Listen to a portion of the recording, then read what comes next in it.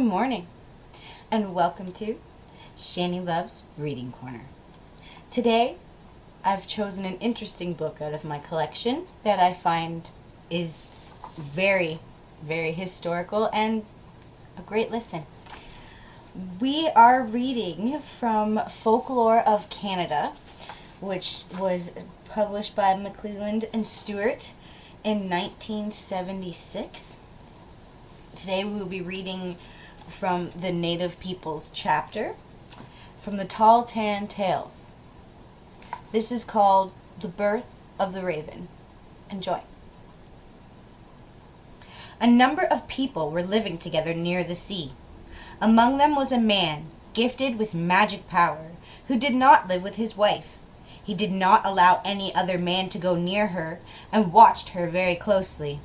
He had married a sister who gave birth to a boy who grew very rapidly. When he was old enough to travel about, his uncle asked his mother for permission to take his nephew hunting, and she consented. They went out to sea in a canoe. When they had gone some distance, the man told the boy to sit on the prow of the canoe. Then he rocked it, and the boy fell into the water and was drowned.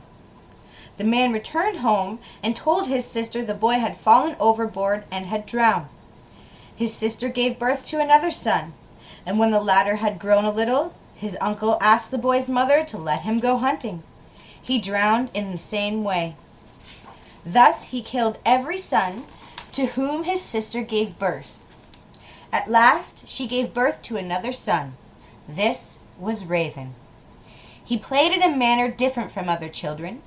He was fond of carving wooden toys representing canoes, people, fish, and other things, and played with them.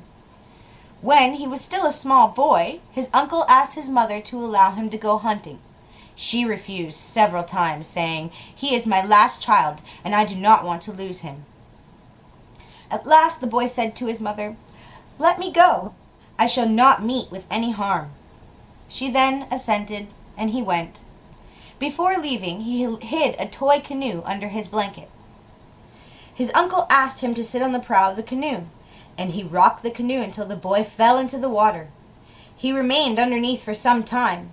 Then, after coming to the surface, he made the toy canoe assume large proportions and paddled home in it.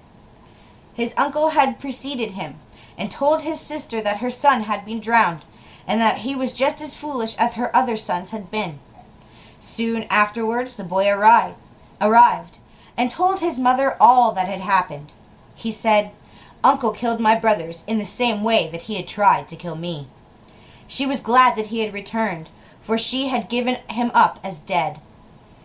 After some time, the uncle asked the boy's mother to allow him to go again.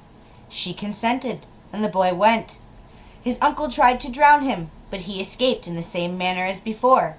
A third time he asked him, but this time he refused to go, saying, "You always try to kill me." His uncle went alone, and when out at sea a considerable distance, the boy ran to his uncle's wife's house and played with her.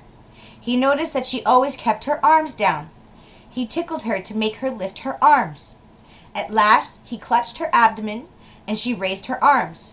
A blue jay flew out of her one armpit and a woodpecker from the other. She died immediately. Her husband knew at once that something was wrong and came home. When he found his wife dead and the birds flown, he became very angry and chased the boy, intending to kill him. The latter put his small canoe on the water. At once it assumed large proportions, and the boy embarked and escaped. After this he became Raven. He began to travel over the world and never returned to the place where he had been born. Very neat story. I hope you enjoyed it. Stay tuned tomorrow for something new. Thank you.